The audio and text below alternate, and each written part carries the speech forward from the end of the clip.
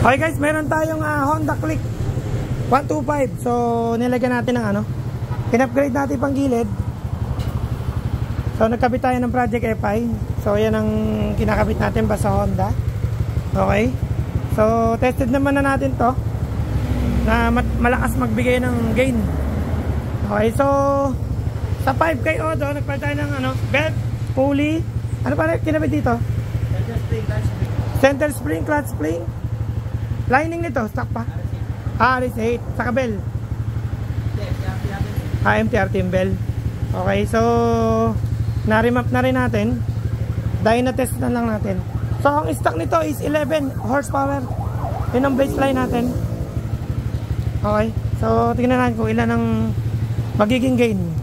Actually, basic na lang tong Click 125, Click 150, Click 160. Basta Honda. Ano lang sa atin yan, basic. Diba? Abay kayo mo. Lain na lang. Tapos.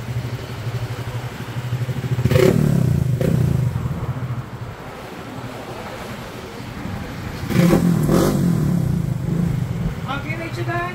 With analysis check.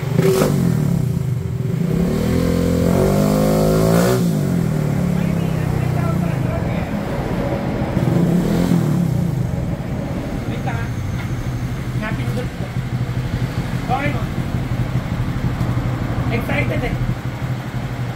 Yan. Ano mo ulit? Yun. Fit analysis.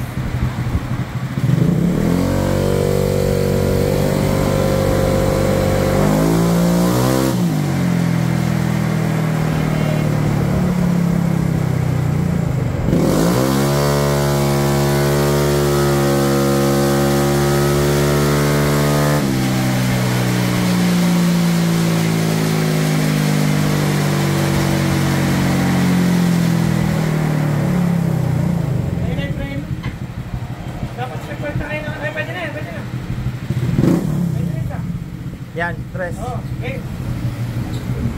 Ayan o, 14.4 at 8813 RPM. So usually yan, ano nakukuha natin sa ano, 125. Mabilis na to. Mabilis na to. Tama.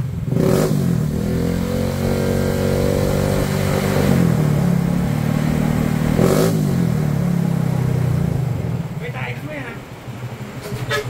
X mo yun dyan, yung sa baba. Yung blue. Ito mo yun. Pero internal yung box.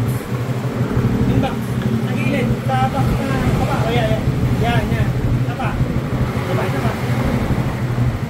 Yun, okay. Saan na yung epal? Epal, saan ka naman? Saan? Ayun, okay. Sige. Wala lang, okay. Okay, tapa, tapa.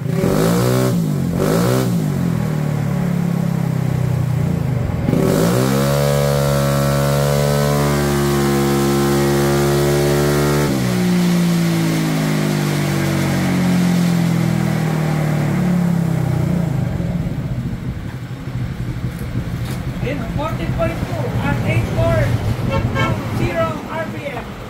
Tulitin na natin ito ha, kaba.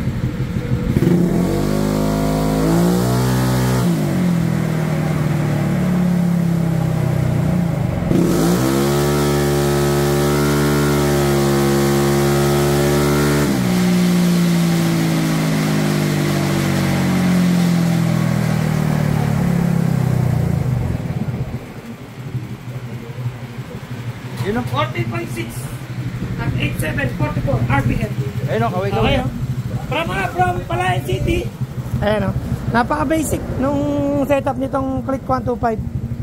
Okay, ang ano nito is 11 horsepower. Okay? Basta gusto nyo mabilisin yung click nyo, punta lang kayo dito guys. Importante lang dito, basic setup. Tambucho, pili kayo kung ano gusto nyo. Then panggilid, Project FI natin. Yun sa mga clutch spring, clutch bell, clutch shoe, pwede kayong mamili dyan. Pero yung pulley, Project FI yung ano namin, yung preferred namin. Okay? Ayun, from Palayan City. Ayun o. Thank you po. Thank you po. Okay, next. Ano yung next natin? Okay, Raider FI. From ano yan?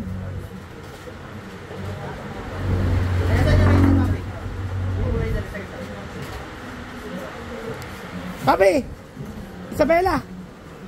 Isabela! Ah, okay. From Nueva Vizcaya. Kasunod ka, di ba? Ikaw kasunod? Okay. Rider FI from Nueva Vizcaya.